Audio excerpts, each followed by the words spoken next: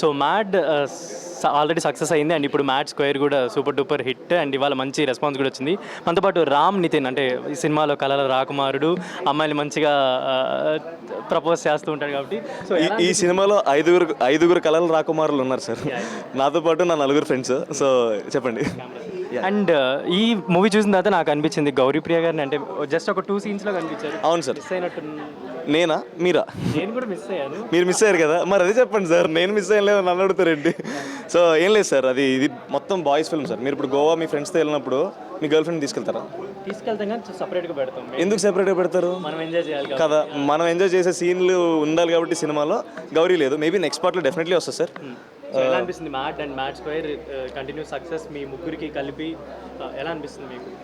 Sir చాలా హ్యాపీగా ఉంది సార్. ప్రస్తుతానికైతే గ్యాప్ లేకుండా హ్యాపీనెస్ ఫీల్ అవుతున్నాం. ఈ హ్యాపీనెస్ నుంచి నంబైపోతాయేమో అని భయం కూడా ఉంది, అంత హ్యాపీగా ఉన్నాం. సో అదే సార్, ఆడియన్స్కి థ్యాంక్ఫుల్గా ఉండడం తప్ప నేను ఇంకెక్కడ ఏం చెప్పలేను. ఎందుకంటే సార్ మిడిల్ క్లాస్ ఫ్యామిలీ నుంచి వచ్చి నేను వైజాగ్లో పుట్టి పెరిగి హైదరాబాద్ వచ్చిన తర్వాత అసలు నేను సినిమా ఇండస్ట్రీకి వచ్చి ఏం చేద్దాం అనుకుంటున్నాను క్వశ్చన్ మార్క్ ఉన్న టైంలో అప్పుడు వచ్చింది సార్ మ్యాడ్ అన్న ఆఫర్ నాకు. అలాంటి సినిమాని అంత ఎంకరేజ్ చేసిన ఆడియన్స్కి, అది ప్రొడ్యూస్ చేసిన ప్రొడ్యూసర్కి, డైరెక్ట్ చేసిన డైరెక్టర్కి థ్యాంక్ఫుల్గా ఉండడం తప్ప ఇంకేం చేయగలను సార్ నేను.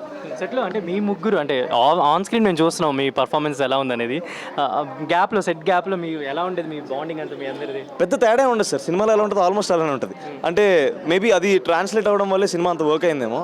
మేమందరం నిజం రియల్ లైఫ్లో ఫ్రెండ్స్ కాబట్టి అది యాక్చువల్లీ ట్రాన్స్లేట్ అయింది. So I'm so happy to be part of a project where I also got friends. నాకు ఇలాంటి ఫ్రెండ్స్ దొరకడం నా అదృష్టం సార్. సో ఇప్పుడు ఇలాంటి ఫ్రెండ్స్ ఆల్రెడీ ఇప్పుడు గోవా వెళ్ళి షూట్ చేసి వచ్చారు కాబట్టి ఆ ఎక్స్పీరియన్స్ కూడా ఒకసారి చెప్తారా? షూట్ అప్పుడు నిజం చెప్పాలంటే ఎంజాయ్మెంట్ ఏమి ఉండదు సార్. మొత్తం ఫోకస్ అంతా వర్క్ మీద ఉంటుంది. సీన్లు చేయాలనో, లేదంటే సీన్లు ప్రిపేర్ అవ్వాలనో, లేదంటే ఇంప్రూవ్ చేయాలనో. సో వర్క్ వెళ్ళినప్పుడు ఎంజాయ్మెంట్ ఉండదు సార్. కానీ వర్క్కి వెళ్ళక ముందు మ్యాడ్ సక్సెస్ అయిన తర్వాత గోవాకి వెళ్ళాం. మీరు సినిమాలు అదే చూసారు.